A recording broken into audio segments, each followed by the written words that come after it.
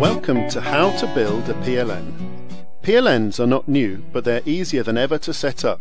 This video is going to show you in 3 simple steps what a PLN is, what you need to think about when building your own, and what tools you need to get started.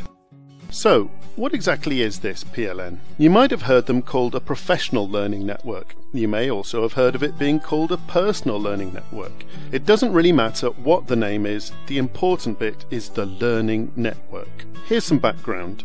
The central idea behind a PLN is that a student both learns and contributes to their network. It's a two-way process. Students in a PLN have various ways of connecting with their network, usually digitally, but it doesn't have to be. Likewise, people in a PLN might know each other, but it's quite possible too that they will never meet in person. It's also quite natural that some connections or nodes in a PLN will be more important to a student than others. The only fundamental thing is that when students connect to a PLN, they expect learning to happen, both their own learning and for people on their network. PLNs are already very well established in the teaching community, but teachers are not the only ones creating PLNs.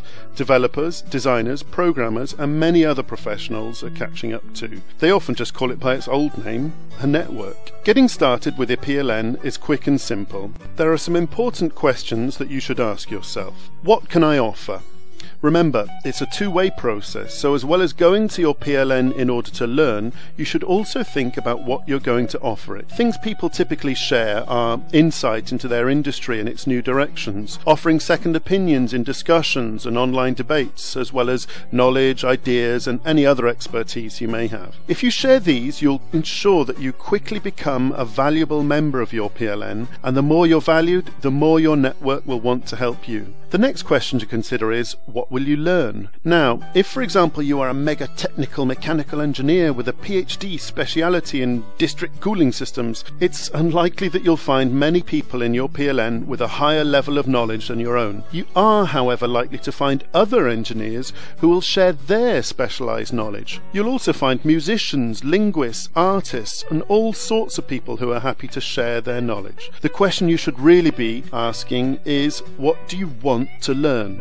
So, finally, let's think about the tools we need to start our own PLN. It's worth remembering that a PLN is not one single thing, but rather a collection of different groups, websites, social networks and conversations that you bring together to help you learn about the things you're interested in. This list then is just a suggested starting place. Google Reader will help you to stay up to date with the web. Google Plus already has lots of people using it to organize their learning into different nodes or circles. There are heaps of different blogs out there with loads of expert and inexpert opinion. And that two-way thing we discussed earlier? Yep, why not start a blog and share some of your knowledge? Twitter is probably one of the most popular and powerful PLN tools. It's quick to set up, quick to find people with similar interests, quick to connect to them, and with just 140 characters in which to share knowledge, it's bloomin' quick to read too. Twitter is much more than what I had for breakfast. Finally, an honourable mention should go to Facebook. If you filter past the games and drudge, it has hundreds of support groups and networks of professionals, some of which are very active and share a lot. The last tool, and certainly the most important one though, is you.